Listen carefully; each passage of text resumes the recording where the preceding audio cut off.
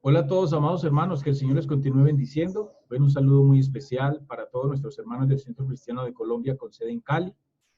A todos los que hoy no se pudieron conectar a nuestra reunión, esperamos que puedan estar mirando este video en este momento. También un saludo a todos nuestros hermanos del Centro Cristiano de Colombia en Bogotá y a todos los suscriptores de este canal Más Allá de lo Evidente. Gracias a todos por suscribirse a este canal, por apoyarnos, por compartir nuestros mensajes también. Gracias a todos. La verdad que de corazón lo estamos haciendo. Es algo que Dios puso en mi corazón hace un tiempo atrás. Hacer esto, hacer lo que hacemos, poder que no solamente las personas que hacen parte de nuestra congregación sean bendecidas con la palabra de Dios, sino que también otras personas en la ciudad de Cali, en Colombia y aún fuera de Colombia puedan tener acceso a la palabra de Dios y a estos mensajes que estamos compartiendo. Hoy quiero transmitirles un mensaje más de la palabra de Dios, que sé que va a bendecir la vida de cada uno de ustedes como bendijo la mía en su momento. Este mensaje, amados hermanos, lo he titulado Perdiendo por olvidar. Repito el título de este mensaje, Perdiendo por olvidar. Y quiero comenzar haciendo una pregunta. ¿Se han preguntado ustedes alguna vez qué tanto han perdido en su vida espiritual por ser olvidadizos?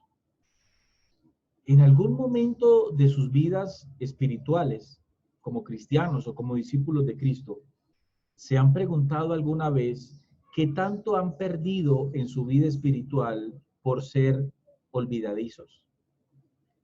Amados hermanos, en nuestras vidas como discípulos de Cristo tenemos que tener algo claro y son nuestros fundamentos.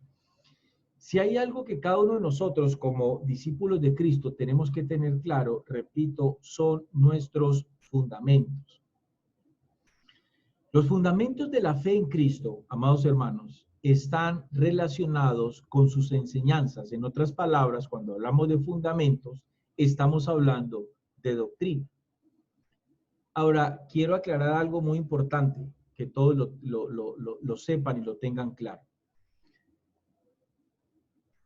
Tener fundamento, escúcheme bien eso, tener fundamento no es tener clara una doctrina.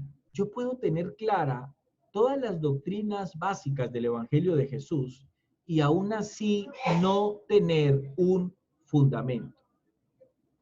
Yo puedo tener clara la doctrina del bautismo. Puedo tener claro la importancia que es el bautismo en la vida espiritual.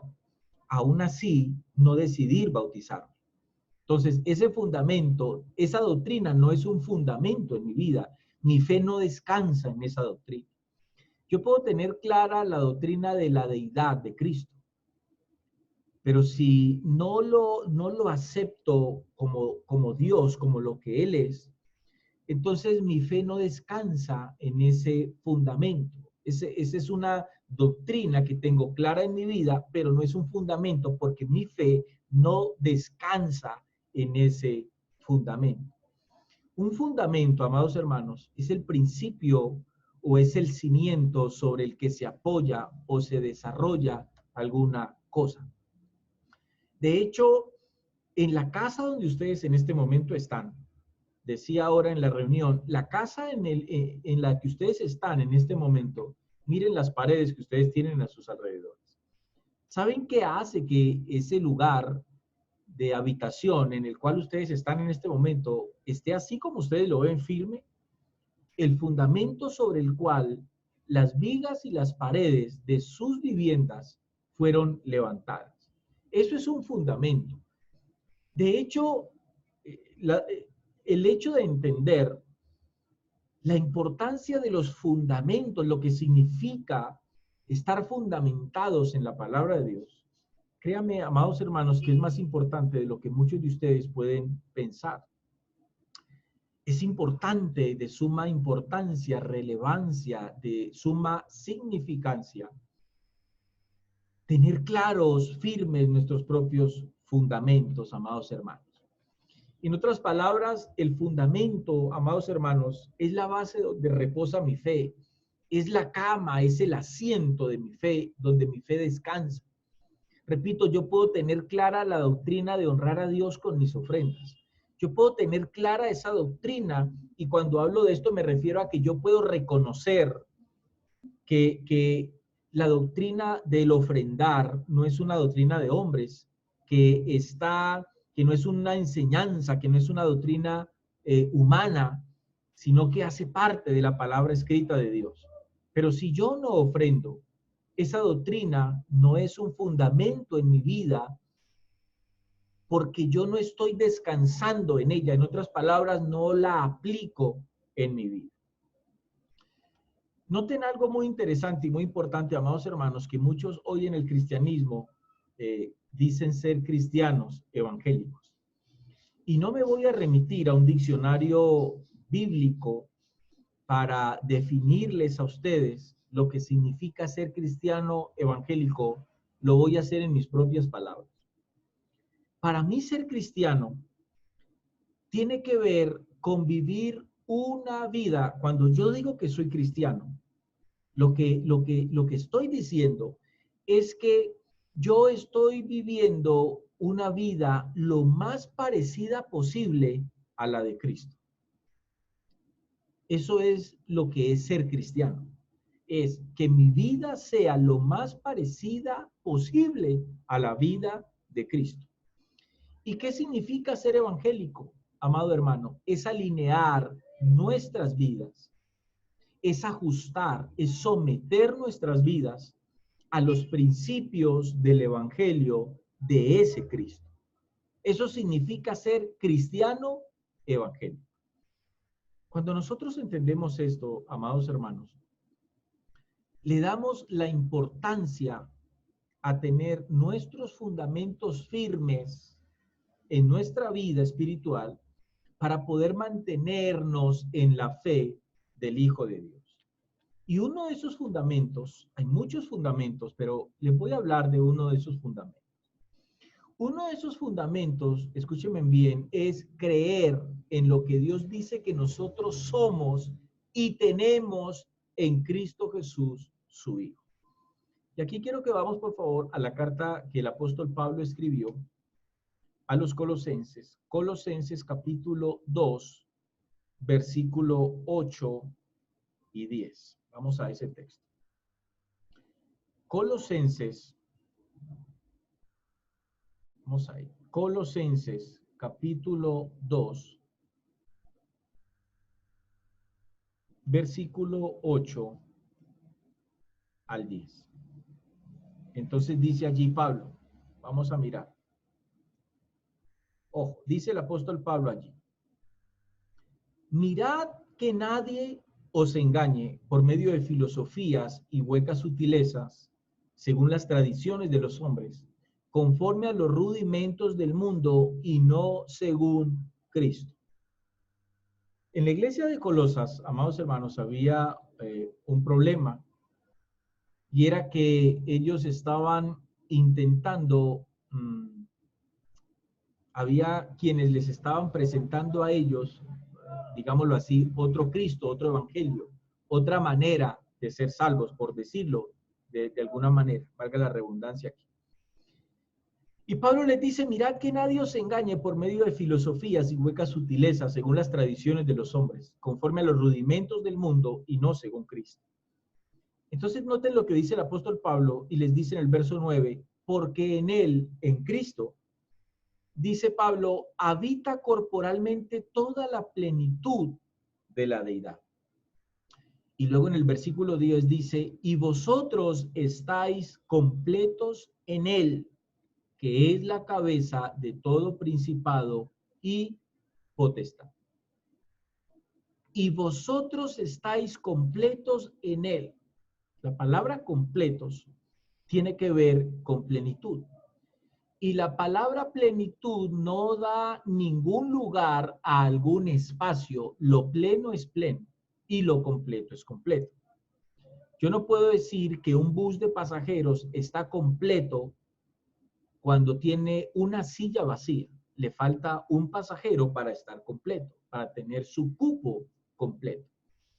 Entonces, dice el apóstol Pablo que esa es la condición en la cual nosotros estamos. No es un estatus al cual tenemos que llegar. Es un estatus en el cual estamos, dice el apóstol Pablo allí. Y vosotros estáis completos en él, que es la cabeza de todo principado y potestad. Entonces Pablo dice que este es un hecho el cual debe ser disfrutado y no es un estatus que pueda ser ganado por nosotros. O sea, estar completos no es algo que nosotros podamos ganar con ninguna obra, ni con duro trato del cuerpo, ni con nada de estas cosas.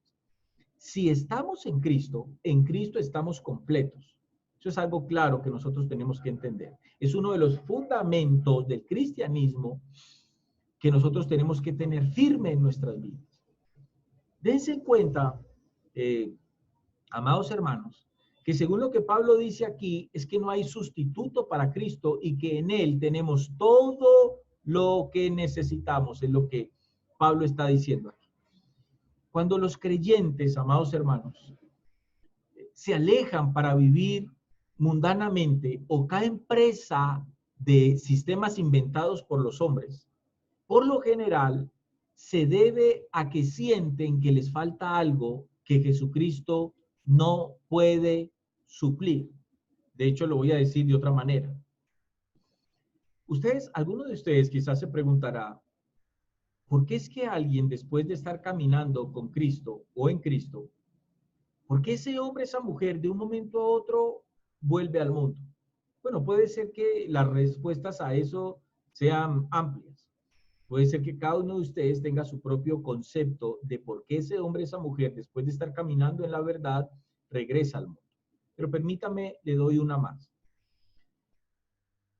Alguien puede decir, entró la duda, entró el desánimo, entró la rebeldía en su vida, etcétera, etcétera, etcétera. Pero vayamos más a fondo, busquemos la raíz real del problema. Cuando alguien entra en duda, cuando alguien, después de estar caminando en obediencia con Dios, cae en rebeldía y decide vivir su vida rebelde delante de Dios, es porque hay un problema. Y ese problema, amado hermano, es que ese hombre, esa mujer, llega a ese estado espiritual de rebeldía por una simple razón. Ese hombre o esa mujer, iglesia de Dios, cae en ese estado espiritual porque él siente que le hace falta algo que en Cristo no ha podido suplir. Les voy a poner un ejemplo. Alguien puede pasar en Cristo por una tribulación, por un momento de necesidad, por un momento de angustia, por un momento de tribulación, llámese enfermedad, problemas familiares, emocionales, laborales, empresariales, etcétera, etcétera, etcétera. Viene una necesidad económica, viene una necesidad emocional. Y si estando en Cristo, esa necesidad no es suplida para aquel o aquella que está en Cristo, entonces es cuando el hombre o la mujer piensa y dice, yo tengo que buscar en el mundo suplir la necesidad que en Cristo no me es suplida. Entonces se van. Muchos han echado atrás por problemas económicos.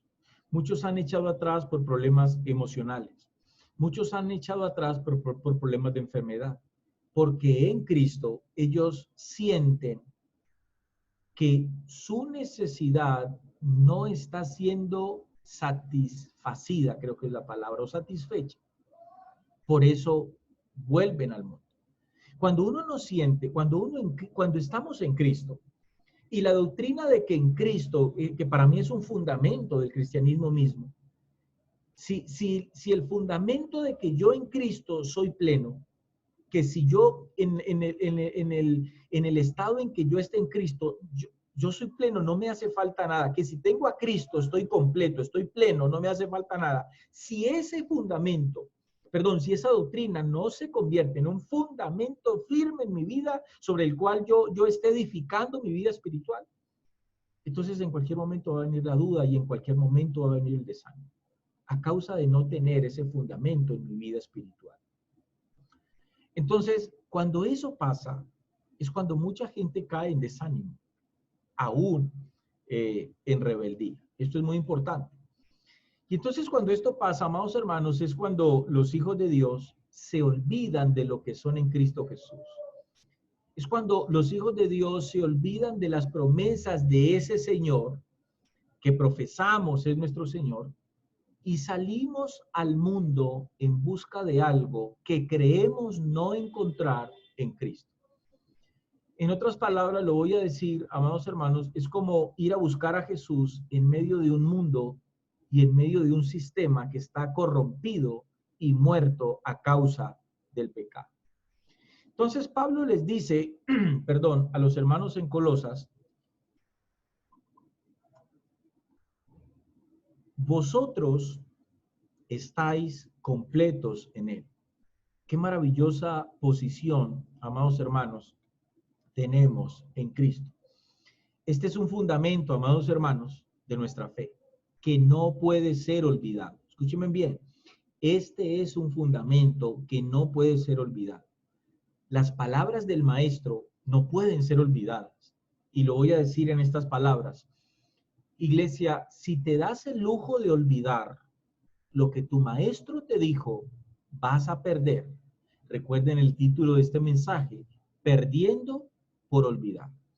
Y quiero que vayamos al Evangelio según San Lucas, capítulo 23.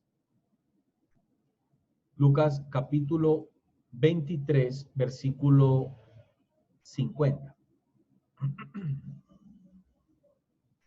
Lucas, capítulo 23, vamos a leer el versículo 50.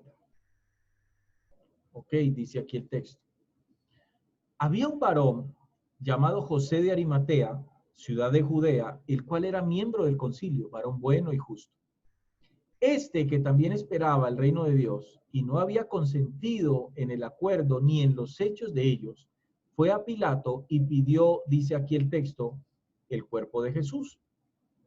Presten mucha atención a esto, amados hermanos.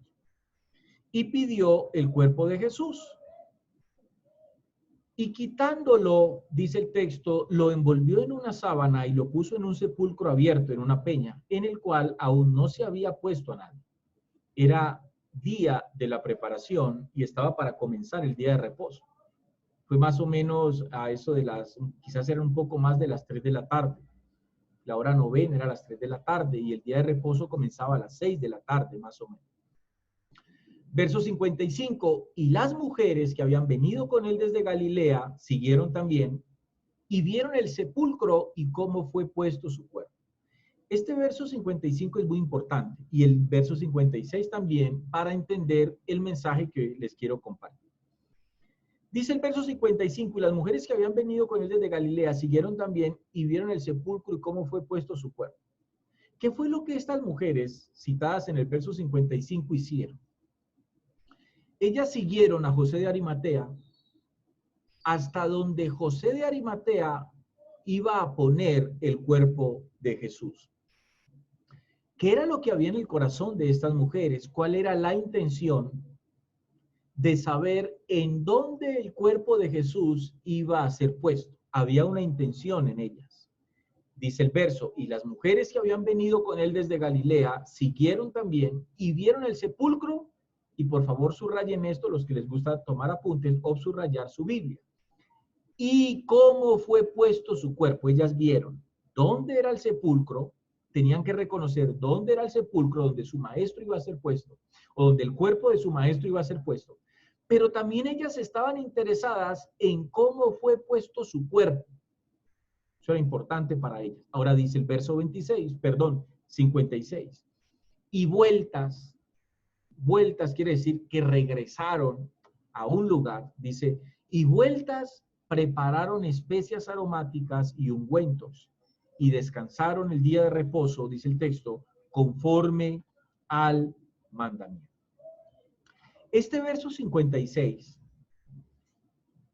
o en este verso 56, amados hermanos, el texto nos habla de unas discípulas de Jesús. Escúchenme bien esto.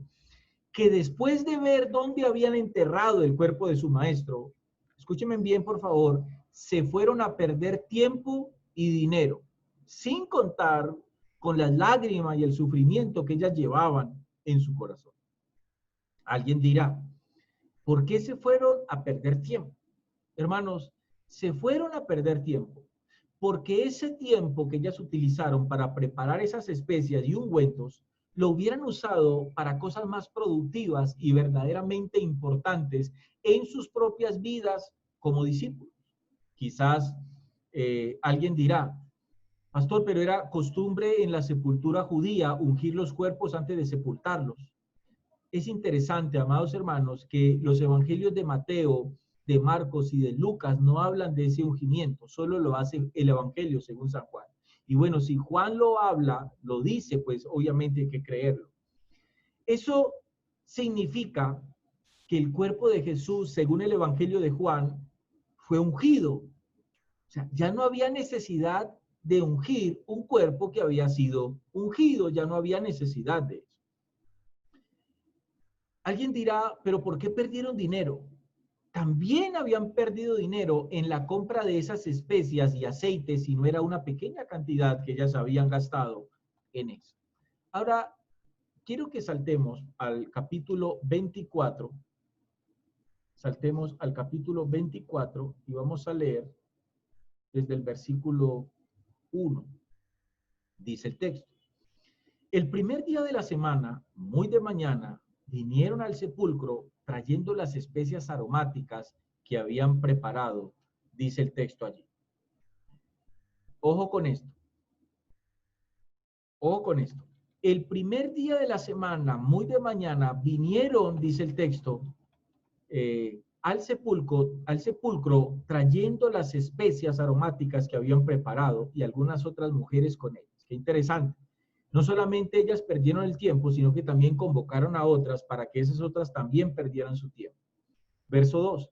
Y hallaron removida la piedra del sepulcro. Y entrando, dice el texto, verso 3, no hallaron el cuerpo de Jesús. Aconteció, versículo 4, que estando ellas perplejas por esto, la versión, 4 dice, aconteció que estando ellas perplejas por esto, he aquí se pararon junto a ellas dos varones con vestiduras resplandecientes. ¿Quiénes eran estos varones? Eran ángeles. Este verso dice que ellas quedaron perplejas. La versión de la Biblia K2 dice que ellas se quedaron sin saber lo que pensar acerca de esto. Claramente, amados hermanos, esto no debió pasarle a ellas, no tenía ningún sentido. Esto de que el cuerpo de Jesús no estuviera en la tumba no tenía que ser un escándalo, algo que les moviera quizás el piso a ellas, que las confundiera en otras palabras. Claramente esto no debió pasarle a ellas, no tenía ningún sentido esto. Ahora dice el versículo 5. Ojo con este texto. Versículo 5. Dice el texto. Y como tuvieron temor y bajaron el rostro a tierra, les dijeron, ¿quiénes les dijeron? Los ángeles le hacen a ellas una pregunta. ¿Cuál fue esa pregunta? ¿Por qué buscáis entre los muertos al que vive? ¿Por qué buscáis? Le preguntaron los ángeles a las discípulas de Cristo, ¿por qué buscáis entre los muertos al que vive? Amados hermanos, esta es la condición a la cual llegan los discípulos de Cristo cuando olvidan lo que su maestro dijo.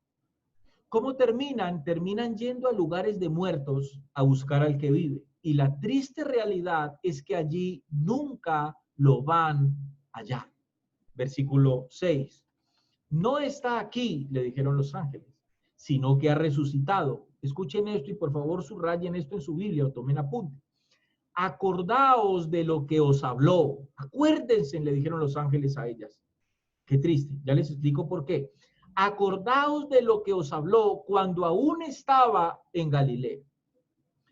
Hermanos, qué triste que un ángel del Señor le recuerde a un discípulo algo. Que el discípulo escuchó, escuchen bien esto, estando presente al lado de su maestro mientras ese ángel no lo estaba. En otras palabras, ese ángel estaba más pendiente, o estos ángeles estaban más pendientes en los cielos de lo que hablaba Jesús que sus propias discípulas aquí en la tierra. Y esto no puede pasar. Versículo 7, diciendo, es necesario que el Hijo del Hombre sea entregado en manos de hombres pecadores y que sea crucificado y resucite al tercer día.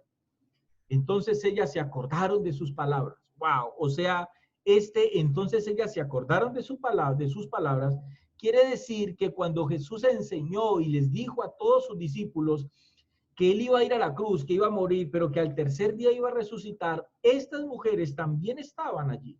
Y ellas escucharon esas palabras de Jesús. Pero ¿qué pasó? Se olvidaron de las palabras de su Señor y a causa de eso perdieron.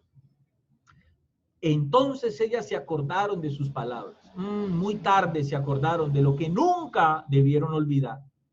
¿Por qué fue muy tarde? Porque ya habían gastado tiempo y dinero sin contar lágrimas y sin contar sufrimientos. Nada de eso hacía falta.